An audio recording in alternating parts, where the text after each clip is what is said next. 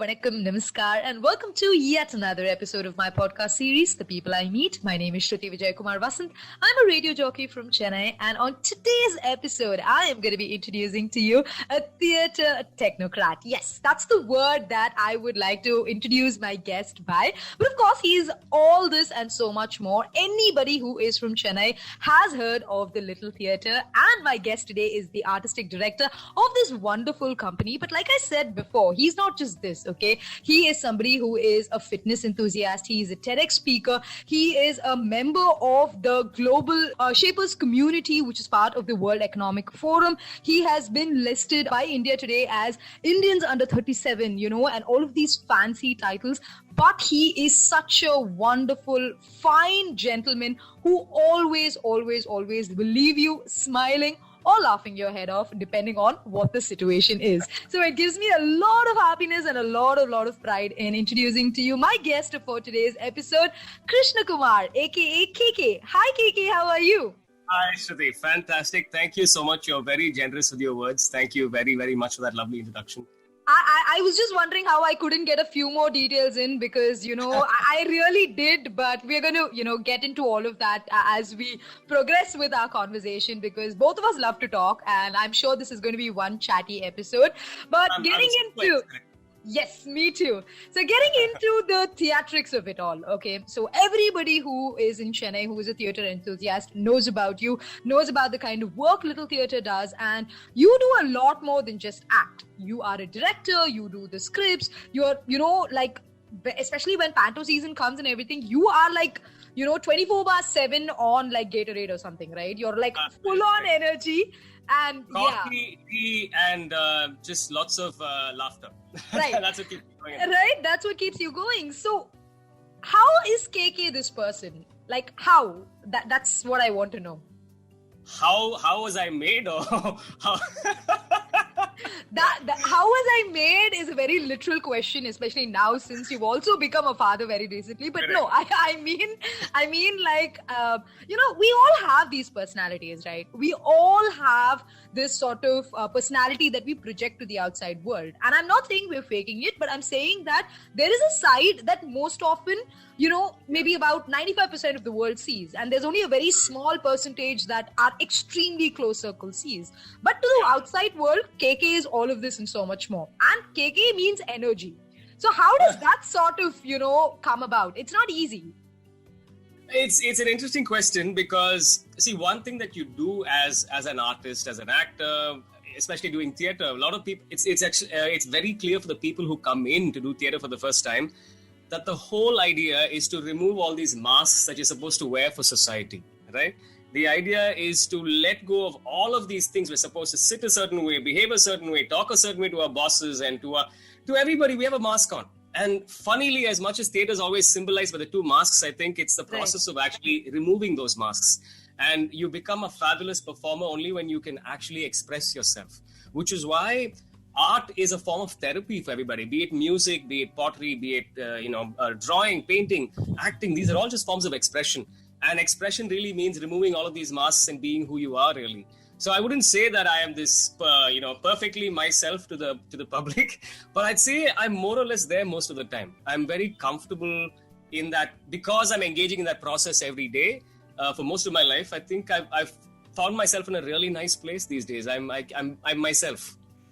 I think that's a very beautiful, sort of admission because it takes quite a lot to be yourself every single time, right? Yeah. Because, pun intended, as much as we all are living with masks now, before, we always, like you rightly said, there's a certain decorum, there's a certain way that we are taught to do this. There's a technique about everything, right? But when you are obviously an actor, as much as we like to talk about method acting and all of that, I think it's not that easy to always be acting or always put on a facade. Who you are, the personality that is inside, somehow eventually comes out. So which brings me to the next question that I have, KK. So we talk about all of these different personalities that we have, right? So on one day you are a national swimmer, on one day you are the artistic director for Little Theatre, on one day you're doing something else, on one day you're working in a feature film. So how does all of these personalities sort of, affect the better half, or how does it sort of complement life as such? I feel like I'm being interviewed by this FBI agent who knows a lot out of me. But how does it affect? It's interesting because I feel like every relationship is very unique, right? Rohini, my wife, is someone I've known for the longest time. I think we met when I was in UKG.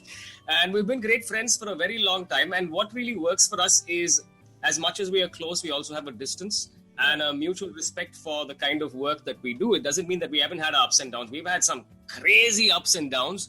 I think the point is you identify someone that you want to stick it out with, right? You want to stick it out with, and you're able to look past all of the differences, all of the ups and downs. You're able to look past because you're able to identify mutual respect and friendship that's at the bottom of everything else.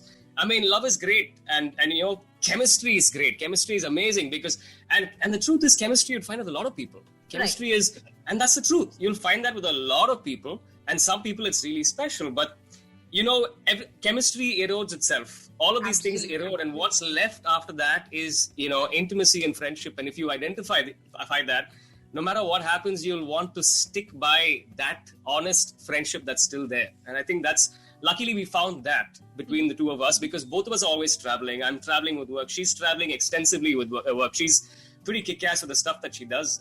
In fact, a couple of years ago, she was leading an expedition for the National Geographic. Right. I don't even know half the things she does. I feel like she's a part-time Indian citizen. And I feel like she needs an Indian visa every time she has to come in because she's always flying out and doing some amazing stuff. And I think for me, that's exciting because being with someone who's able to bring adventures from somewhere else and, thought processes from somewhere else and being able to put that together and constantly evolve, because I feel like if you're stuck in one place for too long, then you start to think like your environment, and it's always important to shake things up, travel quite a bit and come back, so your perspective's always fresh and you're always judging each other a lot lesser. Absolutely. And having known you guys for like a while now, and actually having conducted a radio interview that was surrounding all of this Valentine's love that we talk about, I definitely have to, agree with everything that you said. And as always, you've so eloquently put across those beautiful words. And definitely, I think friendship is one of the most underrated things, to be very honest, because a lot of people, when they say, did you have a love marriage or an arranged marriage, a lot of people don't understand that the marriage itself is at the base of friendship, and once you identify the formula to that, you sort of build on from there, which is a very beautiful thing. You're going to get there no matter what. Everything, all the flowery things will disappear, and you will get to this point. True. And I also feel like this whole idea that we have to define what a relationship should be like. Everyone's taking examples of power couple. Look at this couple. I think that's all nonsense. Everyone has to define their own relationship and what their meaning of love is. It's what you Shruti would consider as love would be something probably very different from what I would consider as love, and everybody has to have the right to choose what they consider love is for them. And that's the thing. No, I think that all of it, the labels come from the sort of society that we live in. Yeah. And given that we have social media today, let's not even go there. That's like a whole Pandora's box. If we open today, we will not end this podcast discussion.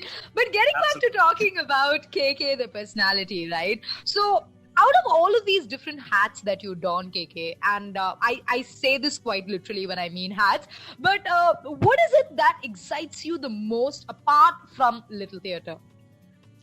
Apart from Little Theatre, let me put it this way, right? The idea of creating something is what excites me. And it could be anything. So a lot of things that people don't know about me, I spend a lot of time drawing sometimes. And I sometimes just read. And that enables me to create a whole bunch. For example, I'll tell you something that's really strange, which my wife thought was absolutely insane. A few years ago, I was looking at this. I was going to my office, and I saw this beautiful place which had this aquarium in it. Okay. And I thought to myself, look at this guy. He's actually created a little ecosystem with water, with fish, and it's got these plants growing in there. And I thought to myself, what a beautiful way to sort of create a life ecosystem by himself.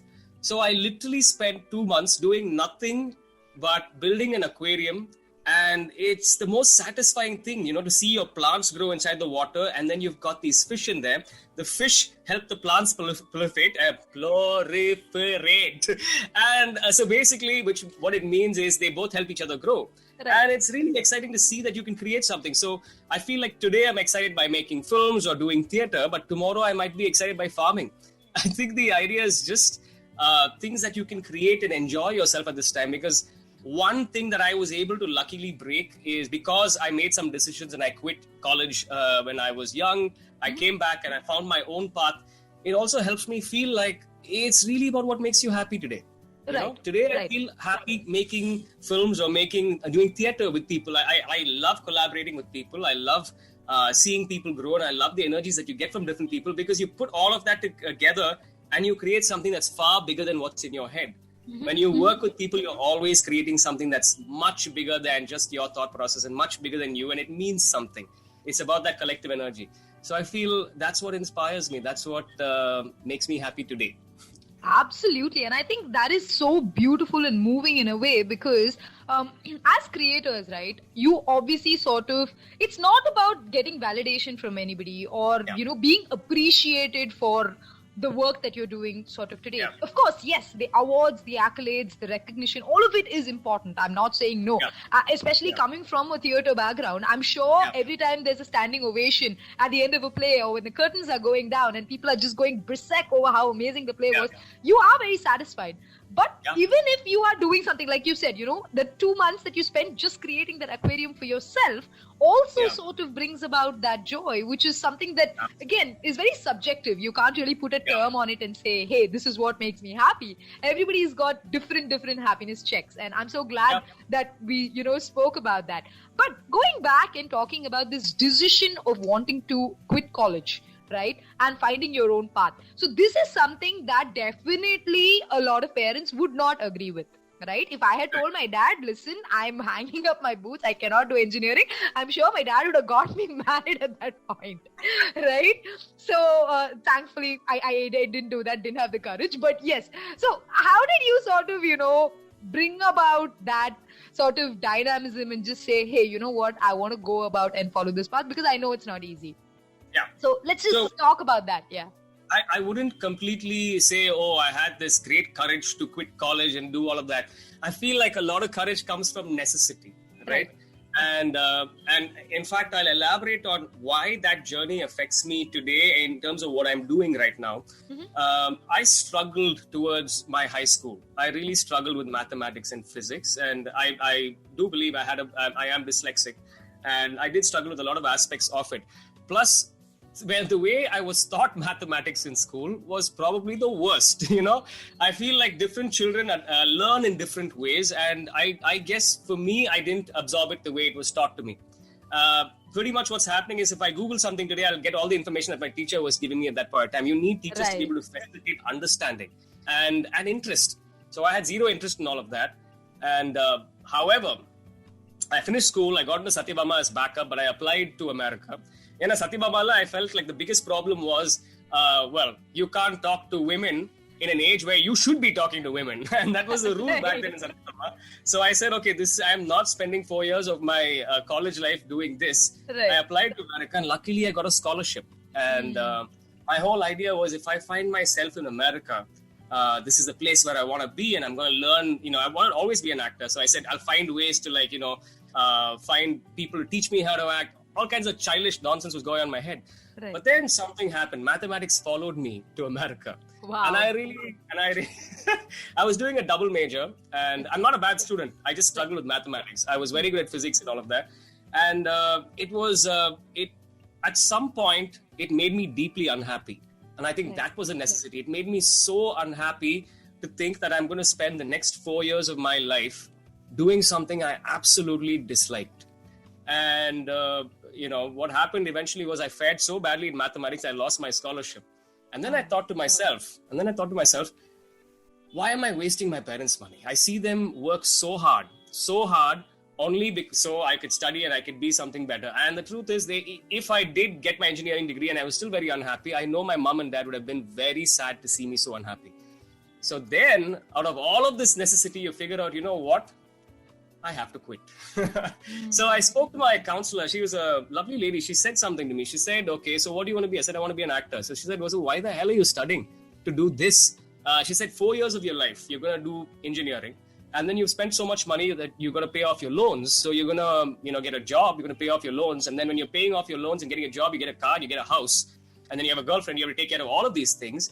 And then you've got a whole bunch of commitments. It's a cycle, and you're never going to break that. She said, get back and do what you want to do. And all of these things were playing in my mind. And that day, as I was walking by, I saw this little painting which said, I'd rather waste time doing something I like than do something useful that I don't, or something to that effect. And then I was feeling like too many things are coming my way as signs. And I just decided then that I'm going to quit. But I didn't tell my parents I'm going to quit. I actually said I want a break. I came back, and I truly have the most supportive, amazing parents. So in that aspect, I've been very lucky. But I think they had a heart attack and they thought they should kill me at that point when I said I'm going to quit. My dad had a complete shock at that point. But, they're amazing people. They just asked me, so what do you want to do? And I explained to them about how deeply unhappy this makes me feel. And I said, you've done amazing things. You've trusted me. I want you to trust me once more. I'll find my way. They were really scared because, this was not my post-graduation. This was undergraduation. Right. Quit undergraduation back in the day was a very, very big deal. And I said, just trust me, I'll find my way.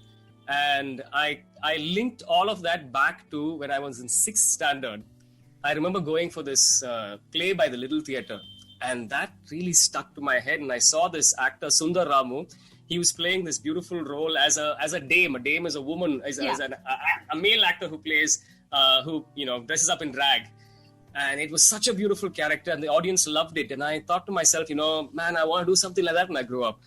And it just came to me at that moment. And I remember calling Rohini and saying, hey, remember that play we went to, when we were kids? She said, yeah, my mom runs Little Theatre. I said, oh, great. I just want to learn from them. And that's when this journey of learning started. I had a huge journey of learning before I jumped into scripting, directing, and acting. And man, that was the best decision I ever made, to quit and come back, because it opened my mind to so much. It pulls you out of the matrix. It pulls you out of the system that you're stuck in, and you're meant to think a certain way, right? And it breaks all of that. It breaks all of that, and it redefines what you have to do, what makes you happy. It just redefines that. Mm-hmm. And it makes it so strong in your head, you'll never forget that you have to do something that makes you happy. And I was telling you about how, what happened to me in school, not being able to learn, is what is directly affecting what I do today. Is we do something called Arts Lab. Arts Lab is the idea of catering to students like me. We basically teach theatre, music, and dance, but we use all of these things to let children experience scientific concepts. So it could be light, and children experience light through music, dance, and theatre using their bodies. So for example, something as simple as this, you will never forget a song that you probably heard as a child, but you will forget what you learned in science or geography or whatever. Imagine you learned this as a song. Imagine you experienced light through dance, and it's just amazing what you could do with art.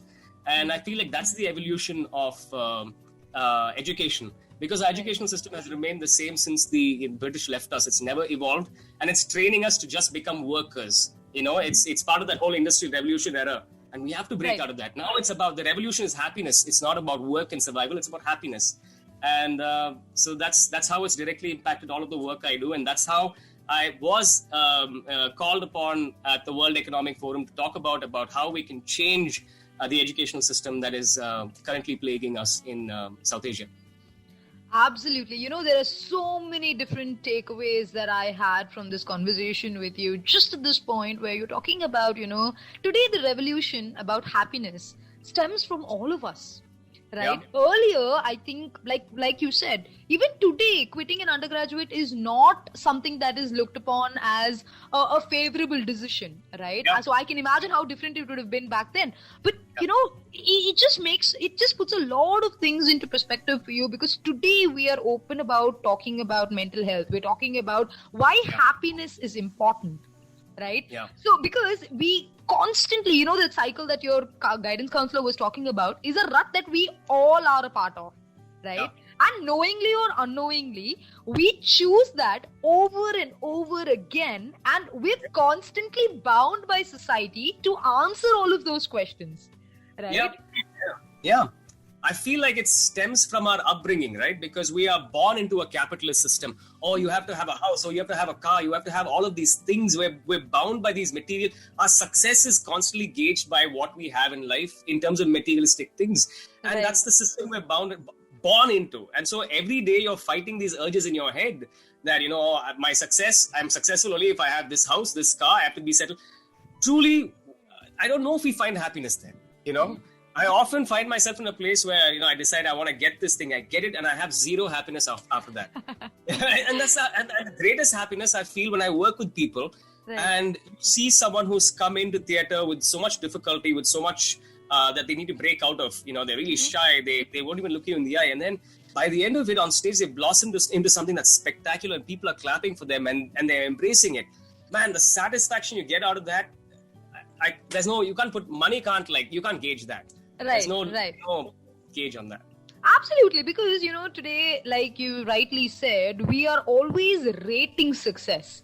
Right? It's because we are born into that society. And I mean, as much as I would like to think that we are sort of slowly changing and things are getting better, it still somewhere exists and we are taught not to quit. Right? Yeah. The idea of not quitting is not encouraged in the right manner.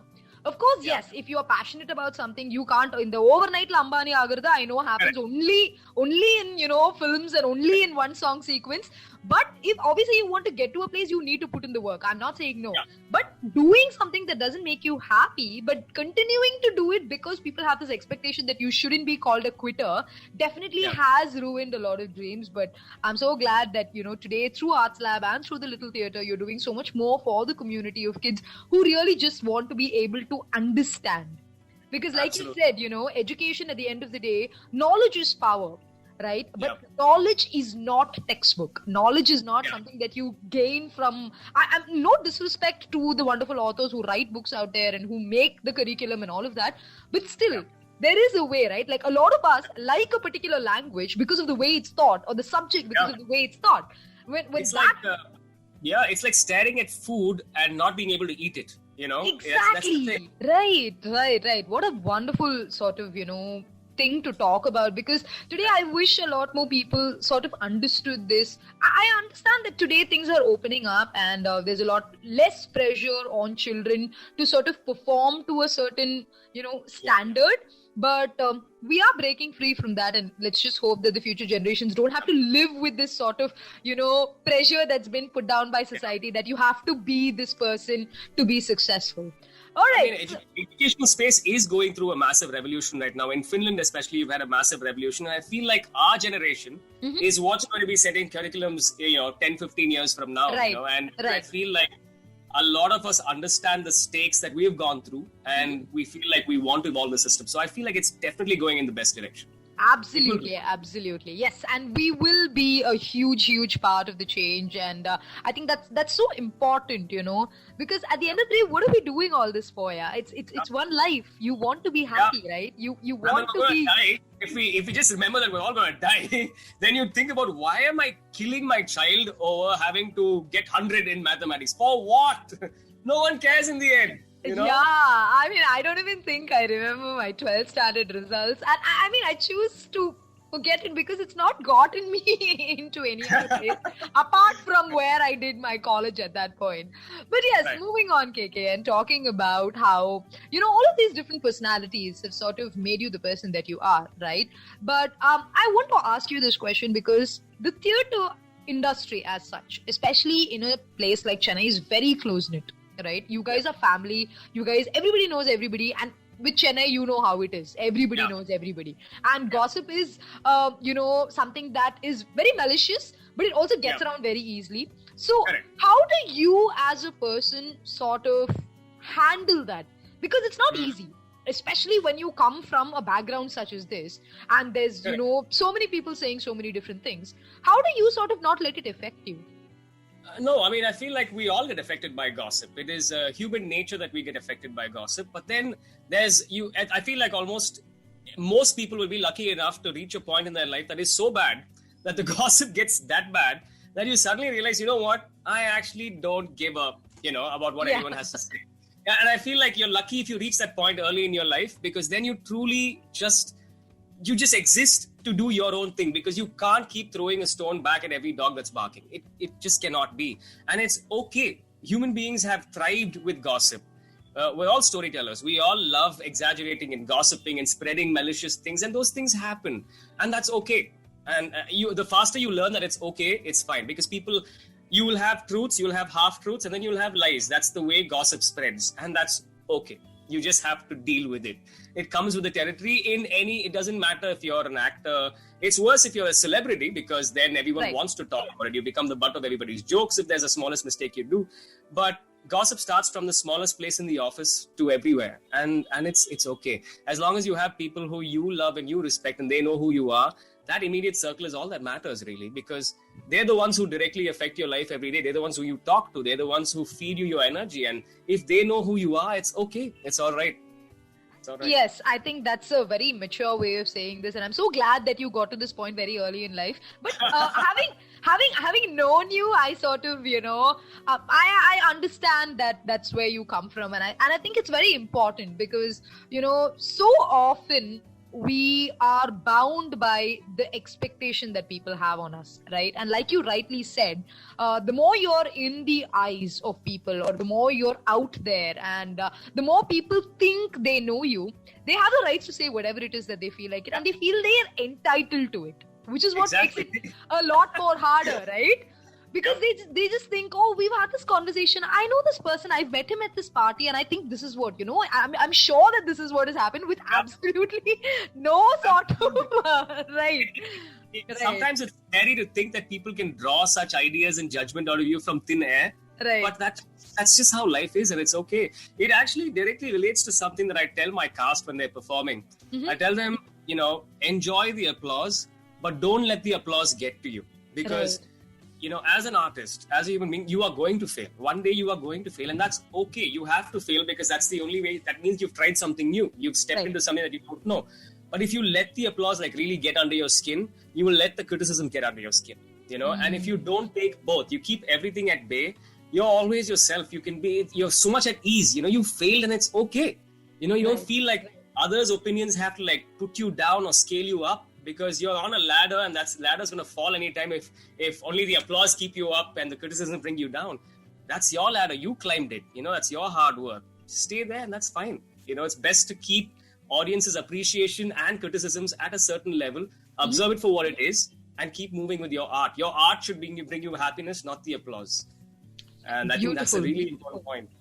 No, it is, and it's not just from the arts perspective. I think a lot of people, there's a lot of integrity involved, especially when it comes to doing any sort of job for that matter, right? I understand that when we work in a corporate setup, there's always this question of, okay, what do I do for my appraisal? What do I do to make sure that my boss is going to give me that first bucket or whatever? I don't know what the terms are, because I've never worked in a corporate setup as such. Likewise. Yeah, but this is all hearsay that I hear from all of my corporate friends who talk about these things. But at the end of the day, I think that integrity comes from the person that you are, right? That you keep doing your job, whatever it is, and you just keep giving your 100%. And when you learn from those mistakes, whatever it is, because we're all bound to make those mistakes. We are all human, and we're all learning every step of the way, and the learning never just stops.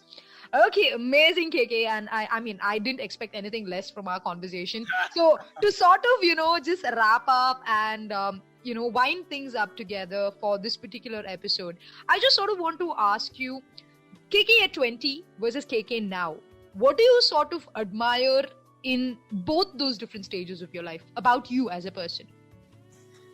I think KK at 20 for me was... Wow, saying my name in third person is so funny. But me in my 20s, I feel I was always lucky to have this, I wouldn't say a rebellious streak. I wasn't a rebel with my parents or anything like that, but I didn't conform to authority.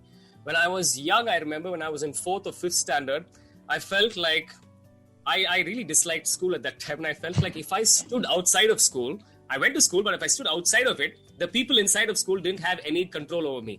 So what I would do is I would get dropped off at school, and then I would walk all the way out of Chettinad to the ashram, and I would stand outside just so I can feel like I have the power. Nobody else can, no teacher can control my life. Now, if someone asked me come inside school, I could say, get lost, because I was not inside the campus at that point. And I felt like that's sort of always stuck in me, that idea of not conforming to authority constantly. Mm-hmm. This is not to say that I need to rebel and not follow and fall in line. No, I'd love to be a follower, because I love following the right things that I can accept. But there were lots of things in school which I just couldn't level with. And I feel like that led me to make so many important decisions in my life. That sort of breaking from the norm, breaking from what society expects me to do. That courage that just came. I don't know from where. I'm guessing a lot of it is from my mother. She's very much like that. She would never do something that she didn't personally believe in. And I think that's stuck to me all the time. I'm deeply uncomfortable doing anything that I don't believe in. And that has not been an easy journey, both financially, and the way society has looked at me, because it wasn't easy quitting college, and the way society looked at me at that point in time, friends looked at me at that point in time, friends' parents looked at me at that point in time. People didn't want to associate with someone who stopped education. All of those things existed. But I'm so glad I did all of that and stuck it out, because the right people wanted to associate with my energies and what I wanted to do. And I found that beautiful path because I abandoned what society wanted me to do. And in my 30s, I think the knowledge that I've gained from all of the mistakes and all of the carelessness that I've had in my 20s. And, like you said, we discussed about how we need to, it's nice to be able to be ourselves. It's nice to be able to be ourselves, but it's also important to be aware that in society, you can be yourself, but also have to do it with caution. And my 30s is sort of like kept me in this place where I understand that you have a circle, a trusted circle, and then you have people. And, you are playing to an audience, and you have to be smart about it. That's just how life is. Otherwise, the society will just swallow you as a whole. You gotta be smart about it. Very, very, very wise words, because, all the world's a stage and we're all merely actors playing our roles, right? And I think that's a very beautiful way to sort of wrap up our conversation today, because I'm sure, and to anybody who's listening, I'm sure this is something that they take back, because I of late, the conversations that I've been having, they've all centered about breaking these stereotypes, breaking the norms of society. And I don't mean it like you said. It's not about being a rebel and saying, hey, I don't want to do this. I don't want to conform to authority. It is not about that. It is about finding that happiness, because at the end of the day, it's one life. And we need to be able to go to bed with a sort of peace, with a sort of mental, a happy space where you think, hey, even if it was a bad day, it's okay. Tomorrow is going to be better. And that's pretty much, all that we are living for. And I think, thank you so much, KK, as always. All our conversations are very animated. I just had the best time with you, Shruti. It's so much fun talking to you. So thank you for having me. Thank you. It's been my absolute pleasure. And there's just so much that we've had today that, I'm sure my listeners will benefit from as well. So thank you once again, ladies and gentlemen. The wonderful, wonderful male voice that you heard today on this particular episode of my podcast is of Krishna Kumar, aka KK, as we all love him and call him. He is the artistic director of A Little Theatre. And like I said, he is so much more than just this particular title. He does so many different things that I cannot begin to list down again. But you can find him on social media handles as Krishna Kumar alias KK, and check out what he's up to and what his brand of Little Theatre is up to as well. And keep yourselves well informed of this wonderful personality that is truly the gentleman of Chennai. On that note, it's time for me to wrap up this episode, and I will catch you with yet another interesting story, with yet another interesting personality, on yet another interesting episode of The People I Meet. My name is Shruti Vijayakumar Vasant, a radio jockey from Chennai, and until I see you the next time, take good care of yourself and stay safe. Thank you for tuning in.